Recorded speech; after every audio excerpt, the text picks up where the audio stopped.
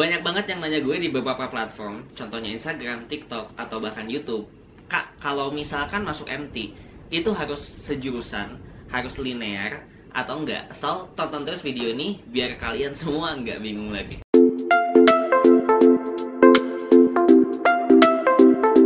Halo guys, balik lagi bersama aku Fauzi di channel Jejak Zamzami. Thank you banget buat teman-teman semuanya yang udah selalu nonton video-video aku.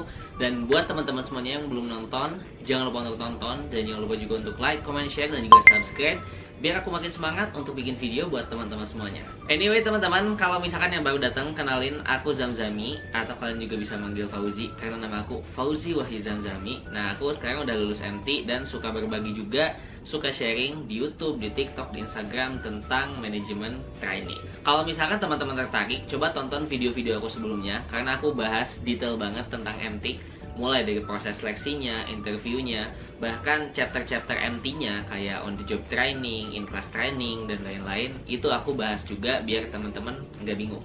Nah, di video kali ini aku pengen jawab yang mungkin jadi banyak banget pertanyaan teman-teman, yaitu apakah kalau teman-teman mau masuk MT itu jurusannya harus linear? Sebelum ngejawab ke sana, aku mencoba ilustrasiin dulu bahwa sebenarnya program manajemen training ini adalah program yang memang sifatnya untuk menjamin atau create orang-orang yang daftar di sana itu menjadi future leaders. Dan kalau kita ngomongin MT yang beneran MT, yang memang programnya itu general, nah biasanya itu dipelajarin semuanya, mulai dari operation, marketing, finance, dan kawan-kawannya. Di dalam satu program itu diajarin kalau misalkan yang general. Beda kalau misalkan spesialisasi, MT yang spesialisasinya untuk IT, MT yang spesialisasinya untuk marketing, MT yang spesialisasinya untuk human capital. Nah, itu biasanya diambil dari orang-orang tertentu, which is jurusan IT tadi itu kan gak mungkin gitu ngambil dari yang mungkin jurusannya pendidikan gitu. Pasti dia mau nge-targeted juga orang-orang yang lulusannya IT. Jadi kalau teman-teman tadi nanya, apakah harus linear atau enggak? Again, jawabannya tergantung program MT yang teman-teman lamar. Kalau misalkan ngelamar program MT yang sifatnya general, teman-teman itu nggak perlu yang namanya jurusan linear, karena emang MT ya untuk umum gitu. Jadi teman-teman mau dari jurusan ekonomi, pendidikan, fisika, apapun itu, daftar ke program MT yang general itu teman-teman bisa. Tapi kalau MT-nya yang spesialisasi, teman-teman harus lihat lagi kriterianya seperti apa, terus juga jurusannya gimana, karena biasanya itu nggak bisa semua. Kayak misalkan tadi MT IT, atau contoh lain MT Human Capital, biasanya orang-orang nyarinya dari yang psikologi lah atau manajemen gitu. Nah, jadi teman-teman harus lihat dulu lokernya ini, MT-nya apakah yang general atau yang spesialis. Nah, kalau berkaca di aku sendiri, aku tuh lulusan hubungan internasional, which is kalau ngomongin hubungan internasional, pasti orang-orang tuh langsung mikirnya kita bakal kerja jadi diplomat, kita bakal sering ke luar negeri, kita mungkin bakal kerja di NGO, kita mungkin bakal kerja di PBB gitu. Pokoknya di tempat-tempat yang terlihat memang prestigious ketika kita itu sebagai anak hubungan internasional. Karena emang mostly kalau ditanya sekarang, anak HI itu mau jadi apa? Mungkin 9 dari 10 orang yang ditanya itu rata-rata pengen jadi diplomat. Kalau nggak diplomat pun pokoknya segala sesuatu yang berhubungan dengan luar negeri nantinya. Nah, status aku itu kan sekarang udah lulus MT, dan aku lulusan MT di Multi Finance. Kalau ngomongin jurusannya linear sama aku atau enggak, sebenarnya secara perusahaan itu sangat-sangat enggak gitu. Orang Multi Finance itu kan ekonomi gitu, sedangkan hubungan internasional itu kaitan sama ekonominya itu dikit gitu. Walaupun kita belajar tentang ekonomi internasional, tentang perdagangan internasional, tapi itu gak applicated gitu untuk aku bisa aplikasiin di perusahaan ini gitu. Makanya ketika aku ada di MT di Multi Finance ini benar-benar kayak aku belajar lagi dari nol. Dimana aku belajar tentang scoring kredit itu gimana, terus juga cara nentuin orang yang misalkan mau kredit rumah, mau kredit mobil, itu bisa di ACC itu kayak gimana. Terus gimana caranya ngelihat perputaran uang orang gitu. Terus gimana misalkan cara jualan uang. Nah, itu sebenarnya hal-hal yang aku nggak pelajarin ketika aku itu di kuliah. Nah, makanya adanya program MT ini, justru aku ngerasa kayak aku sekolah lagi mulai dari nol. Cuman bedanya itu ilmu yang benar-benar applicated gitu. Dalam artian, misalkan contoh, kalau aku tadi belajar tentang scoring orang itu bisa di ACC, KPR dia itu gimana. Nah aku pelajarin tuh skemanya gimana, dia itu misalnya status kreditnya harus call berapa, kapasitasnya harus memenuhi berapa, LTV-nya itu harus gimana, harus berapa gitu. Nah itu semuanya aku pelajarin dan memang itu bisa dipraktekin di pekerjaannya gitu. Jadi nggak semerta-merta kayak kita tahu teorinya, tapi emang nggak dipakai. Sedangkan dulu ketika aku kuliah hubungan internasional, itu kan sebenarnya kebanyakan ilmu-ilmunya emang ilmu-ilmu teoritis semua gitu. Which is emang nggak bisa dipraktekin secara langsung kalau misalkan kita itu bukan menjadi aktor di dalamnya. Contoh nih, ada misalkan teori perdamaian atau teori konflik gitu. Apakah misalkan dengan teori perdamaian dan teori konflik itu aku langsung bisa mendamaikan konflik Israel dan Palestina gitu? Nah itu kan enggak gitu. Jadi emang hanya aktor-aktor tertentu gitu. Mungkin teori ini bisa applied ketika misalkan gue itu sebagai seorang diplomat yang memang ditugaskan di perbatasan Israel dan Palestina gitu. Nah itu mungkin teori-teori kayak gitu untuk komunikasinya, untuk negosiasinya itu kepake. Tapi kalau misalkan orang yang bekerja di luar itu, mungkin kepakainya itu kecil, bahkan mungkin nggak kepake juga gitu. Itu yang menyebabkan di awal-awal aku ngerasa kayak stres juga ketika masuk multi-finance ini, karena aku berasa memang belajar dari nol lagi.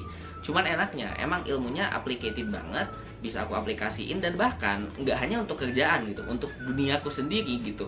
Aku jadi paham. Contoh kecilnya, dulu aku mikir kalau misalkan orang mau KPR rumah, itu langsung ya udah KPR rumah gitu. Dia tinggal DP, terus udah itu nyicil beres gitu loh. Nah ternyata aku baru tahu, ternyata orang yang KPR rumah juga itu nggak semerta-merta diterima gitu. Ternyata banyak juga orang yang ngajuin kredit, ngajuin KPR itu ditolak karena mungkin kapasitasnya kurang, kolateral dia kurang gitu, dan lain-lain yang memang basically ada penilaiannya, ada analisnya gitu.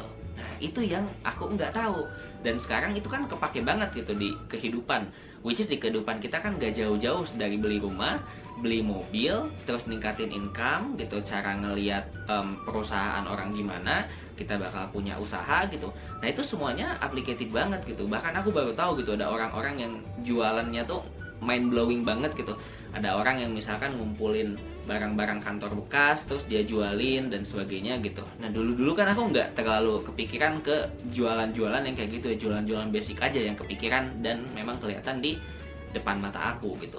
Nah ketika aku masuk ke multi-finance ini, aku jadi ngelihat banyak banget sektor gitu, banyak banget orang gitu yang berkarya di sana, banyak juga orang yang sebenarnya quote and quote duitnya ini banyak banget gitu, tapi dia nggak diterima gitu pengajuan kreditnya karena misalkan dia pernah nunggak berapa bulan, bahkan mungkin tahun udah WO gitu. Itu sebenarnya hal-hal kayak gitu yang justru aku baru tahu sekarang, dan aku rasa ketika aku belajar di sini itu benar-benar kayak wah gila, ini ilmu kepake banget di kehidupan aku gitu. Bahkan one day ketika misalkan aku mau KPR juga aku jadi tahu gitu, oh ternyata untuk di ACC KPR itu harus kayak gini gitu.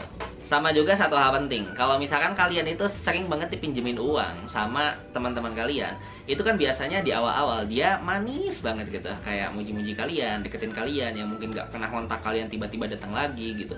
Pokoknya manis banget di awal. Dan sama juga ketika aku di multi-finance gitu, orang yang mau minjem duit, si debiturnya itu di awalnya bener-bener manis banget, ngasih kopi lah, ngasih ini itulah gitu.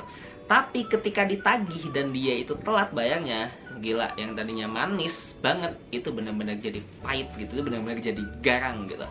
Dan itu sama aja kan kayak teman-teman kita gitu. Jadi itu yang justru aku pelajarin gitu di sistem multi-finance ini. Dan mungkin gak hanya multi-finance, menurut aku bank juga itu sama persis. Nah, jadi sebenarnya yang paling penting di sini adalah kemampuan adaptasi kita. Jadi kalau misalkan kita itu tadi, aku awalnya dari hubungan internasional, yang memang gak pelajarin tentang multi-finance ini dan tiba-tiba ke multi-finance dan mulai lagi dari nol, itu benar-benar adaptasinya harus tinggi banget gitu, harus cepet banget. Karena one day memang ketika kita nggak cepat adaptasinya ya kita bakalan ketinggalan juga gitu. Dan ini nggak hanya berlaku di multi-finance sebenarnya, di apapun itu kita harus benar-benar bisa adaptasi. Dan adaptasinya nggak hanya adaptasi, tapi kalau bisa itu adaptasi dengan cepat gitu.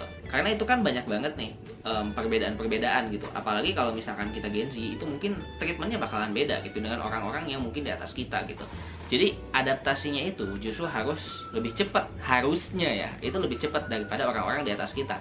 Apalagi kalau misalkan memang ngomongin teknologi gitu, karena emang disrupsi teknologi emang ya ada-ada aja gitu. Jadi kita Gen Z itu ya harus lebih cepat harusnya, tapi dalam prakteknya ada yang iya dan ada yang enggak ngomong Gen Z atau milenial atau apanya, tapi lebih ke personal kitanya aja kayak gimana. Nah paling segitu dulu aja sharingnya dari aku. Jadi intinya kalau misalkan teman-teman mau masuk MT, itu lihat dulu gitu, apakah memang MT-nya itu spesialis atau generalis. Kalau misalkan generalis ya nggak apa-apa teman-teman daftar dari jurusan apapun gitu. Tapi kalau misalkan spesialis, teman-teman harus lihat dulu gitu si jurusan itu make sense atau enggak gitu, dan mungkin dilihat juga gitu bidang perusahaannya itu sama atau enggak gitu dengan jurusan teman-teman. Kalau mungkin mau safety dan nggak mau belajar terlalu dari nol. Tapi kalau teman-teman memang orangnya yang kayak ngerasa cepat adaptasi, terus ngerasa oke-oke aja belajar dari nol, ya nggak masalah di daftar di perusahaan apapun yang mungkin teman-teman tuh trust di dalamnya. So thank you so much buat teman-teman semuanya yang udah nonton. Jangan lupa untuk like, comment, share, dan juga subscribe. See you next time and goodbye.